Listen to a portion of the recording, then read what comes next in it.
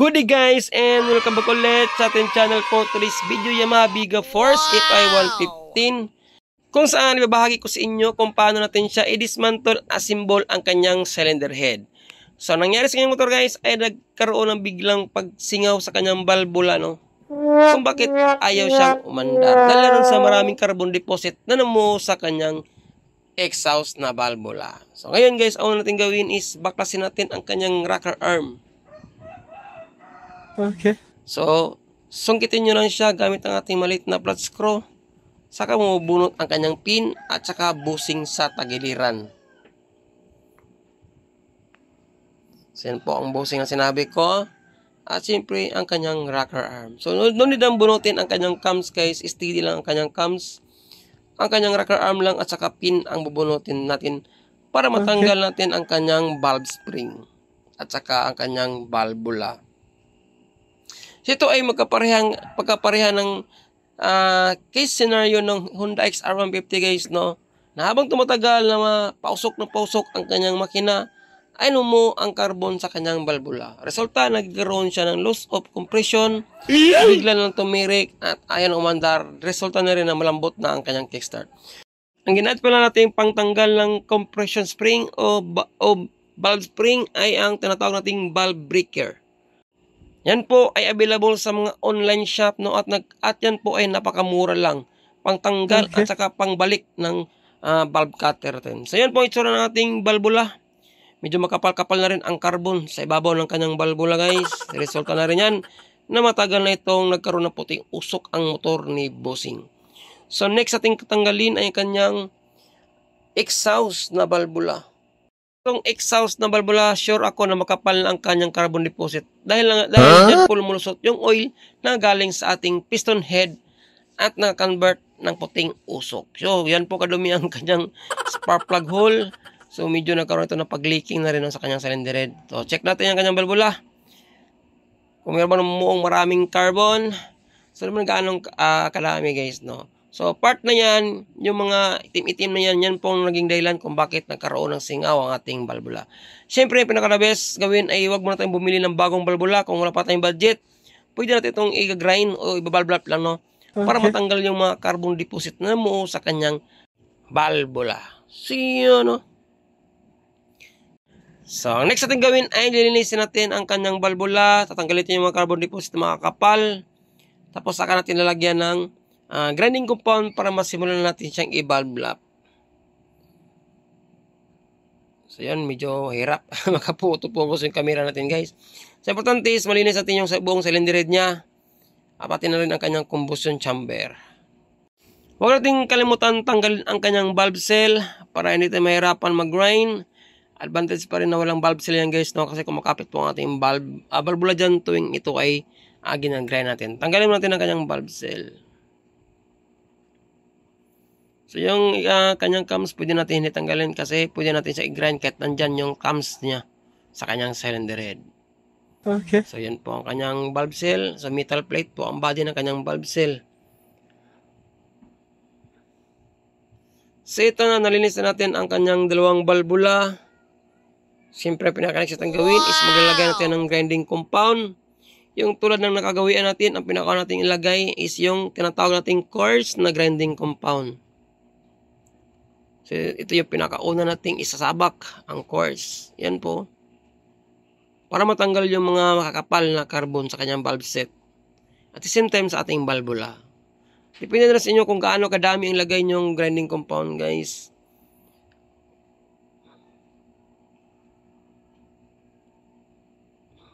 Pero kung meron kayong budget, no, mas maganda siguro kapag yung motor ay naka-experience ng ganitong senaryo. The best pa rin na advice is magkapalit tayo ng bagong valvula kung meron kayong makikitang kaparehang valvula niya. Kasi yung mga valvula guys, meron din yung expiration, no? Meron din tinatawag nating lifespan. Pero halimbawa kung meron talagang budget, pero kung wala, pwede natin siyang i-valve lap o i-grind. Ganito lang DIY ang gawin niyo. Kung nakita niyo yung video ito, napaka-basic lang po mag-grind ng valvula. Kung meron kayong pangtanggal sa ating mga valve spring, o wala, DIY na lang yung mga tubo.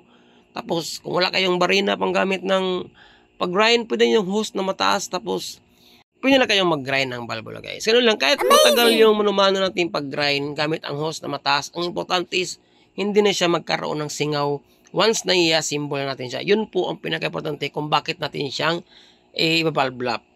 So, first natin sasalang na i-grind ay ang kanyang exhaust. Okay. So, barina ang ating ginamit para mapabilis ang ating paglinis sa kanyang valve set at ang ating valvula.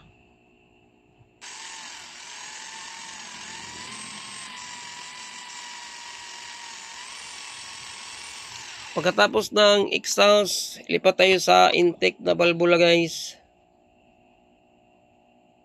Yun, makapit ang yung valvula natin. So, lipat tayo sa intake na valvula. Same na paraan pa rin ng ating pag-grind.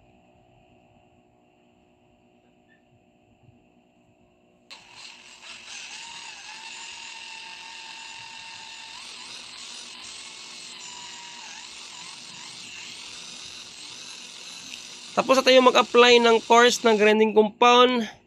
Ang next na naman natin gawin ay mag-grind naman tayo gamit ang ating fine na grinding compound guys. Yung pang pinali natin.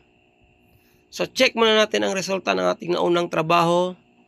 Yung pang parang partial lang. So yun, medyo makintab na. Pero mas maganda ang resulta kapag nag-apply tayo ng fine na grinding compound. Check din natin ang exhaust kasi ito yung medyo may katigasan guys. Dala na rin marami-rami at makapal ang ating carbon deposit na mo sa ating valvula. So yun, medyo makinis na rin siya guys. Hindi gano'ng klaro. Pero kita nyo naman na meron ng improvement ng ating valvula. Nauna natin ginamit na course. So next, ang fine. Pang pinali natin guys, pampakintab ng ating valve set at saka valvula. So, ang grinding compound guys ay napakamura lang po.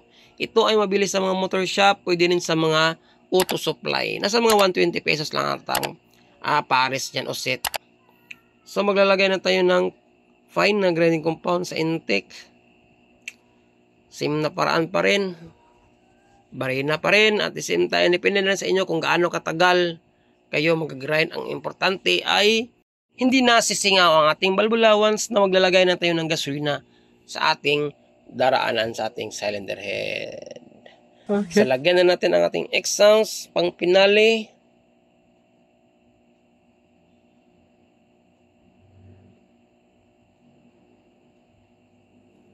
So, yan po ay fine na grinding compound. Baka magtanong kung Lods, Boss, Idol, pwede na bang hindi natin i-grind ang valvula kapag nakabili na tayo ng bago? Mas maigi pa rin guys na i-grind pa rin natin yan kasi yung valve set o salpakan ng ating valvula, yung reflection niya is may carbon deposit yun. So possible kapag bago ang ating valvula, may tendency na tatagas ang ating valvula guys. Kailangan natin tanggalin yung namumuong carbon deposit sa ating valve set. So gamit pa rin ang ating grinding compound, yung coarse at saka fine. Mas maigi pa rin na i-grind pa rin natin kahit bagong bili ang ating valvula. Iwas problema, aberya kung sakali mang i-assemble natin ang ating motor. So, yun po ang advice ko guys.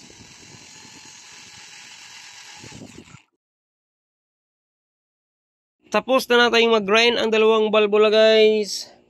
Pwede natin tanggalin.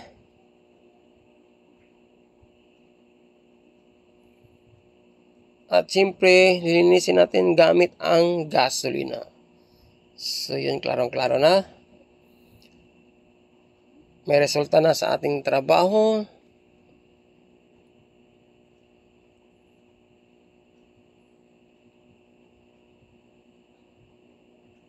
Siyempre, yung combustion chamber na ginray na natin, lilinisin na natin yan guys, gamit ang ating gasolina. Di pwedeng valvula lang ating lilinisin. So, try natin silipin sa ating camera kung makapokus na ba ang ating camera. Hirap ata makapokus. Importante makintab na siya. Hindi na katulad ng una na may carbon na nakapatong sa ating valvula. So check natin yun, no? Yun, pantay na pantay ang ating pag-grind guys. Halimbawa kapag tapos na tayo mag-grind tapos inasimbol na natin, may moisture o tagas pa rin na malakas sa ating balbula, ibig sabihin guys, bingkong po ang inyong balbula o may problema. Ang valve seal na kinabit natin ay XRM, no? Halos magkapre lang po ang kanilang purma o laki. Pati na rin size ng kanyang valve stem.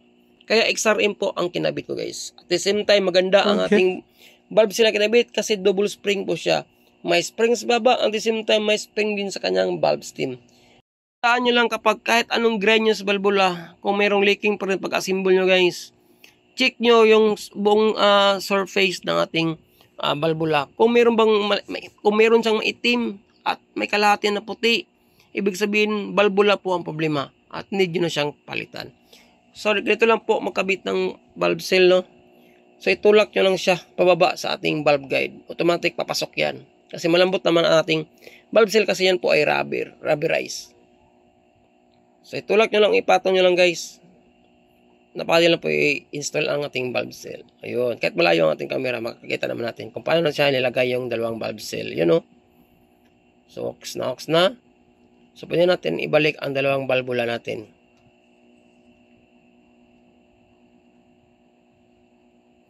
Intake. Yun, no? Klarong-klaro na mahigpit talaga ang kapit ng ating valve seal, guys. Kasi kapag once nilagay natin yung balbula, is para siyang pinipigilan niya. Parang nag-stuck pa siya ng kaunti. Saka natin siya pinrace ating balbula. So, pwede natin ilagay ang ating compression ring o compression spring pala o valve spring. Tapos yung valve lock natin o valve cutter. So, ngayon ang gagamitin naman nating valve breaker guys is yung pangbalik, no? Pang-lock. Ina yung pangtanggal, ngayon yung pang-lock. So, kailangan pa rin lagyan natin ng sapin sa ilalim. Yung bilog na nilagay ko guys. Ang purpose nun, pag once na tinulak natin yung valve breaker is hindi, yan o, yung itim na bilog sa ilalim natin combustion chamber. Ang purpose nun, pag once na tinulak natin yung lock o valve cutter is hindi bababa ang ating valvula. Ganoon lang kadali ang pag-install ng valve lock guys. Sabay pihit. Basta wag nyo yung sentro yung mata nyo sa gitna ng ating valve lock kasi may possible pag binatawan nyo ang valve breaker, lilipad ang ating lock. Possible din matatamaan ang inyong dalawang mata. Nangyari na yan sa ibang mga mekaniko pagkatapos mag-install ng lock, sabay tulak, tapos tiningnan ng at sinintro pa pagtingin, yun, tumilapon ang lock, natamaan pang mata, disgrasya malala. So, mas migi distansya kaunti ang ating mga mata guys, palayo, pag once na yun, naglalagay ng valve lock sa ating valve spring. So, yan mga advice ko guys at tips, yung mga nag-DIY at bago pa lang sa ganitong mga diskarte sa trabaho. So, sabay pihit, tulak, sabay pwersa, yun, napakadi lang ikabit ang valve lock na ating valvula. Since nilagyan na natin ang dalawang valve spring, so yung pinaka-moment and truth, ang paglalagay na ng gasolina, bawat bunga nga ng ating cylinder head. Dito na natin malaman kung naging sakto o tama ang ating pag-valve lock sa ating dalawang valvula. Unahin natin ang kanyang intake.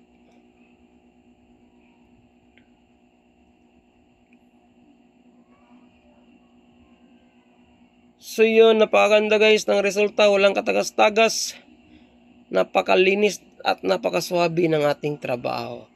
Siyempre next, ang ating exhaust na naman, ang lagyan, ito yung may issue kung bakit nagkaroon siya ng loss of compression o singaw sa ating cylinder head. Lagyan natin ng gasolina. Halimbawa, kung may counting singaw o moisture, kailangan nyong i-grind ulit guys hanggang ma-perfect nyo ang trabaho. Kailangan walang katagas-tagas yan kasi ang advantage niyan, maganda ang tono at minor ng ating motor. Once na may tagas yan, panigurado, under man yan pero matagal makakuha ng tamang minor o tono. So check na natin, yun, goods naman siya guys. Wala naman siyang tagas, no? Ibig sabihin, naging tama ang ating pag-develop at sakto lang ang ating trabaho. So yun lang guys, no? Sana sa video kong ito ay dagdag ka lang naman sa mga baguhan pa lang. At bago pa lang sa ating YouTube channel at Facebook page. Pagkatapos ating malagay ang dalawang balbula, next, ibalik na natin ang dalawang rocker arm. Siyempre kung paano nyo tinanggal nung una, yun din ang paraan kung paano natin siya ibalik. Ibalik ang pin, sabay lagay rocker arm, tapos yung bushing niya sa tagiliran o spacer. May dalawang spacer yan, di ba? So huwag nyo kalimutan ibalik yun. Next, ang ating sa rocker arm naman sa exhaust. So kapag experience kayo medyo matigas ipasok yung pin, luwagan nyo lang yung nut o valve adjustment para mabilis makapasok ang ating pin at hindi siya pilit. Kasi mayroong mga na time na medyo mahirap siya ipasok yung pin dahil na nakatulak ang ating valvula o maikpit ang ating adjustment. Luwagan nyo lang yan, automatic papasok yan. Hello mga sa araw ito, maraming salamat at syempre see you sa part 3 ng ating video. Ride safe, God bless. Ayun.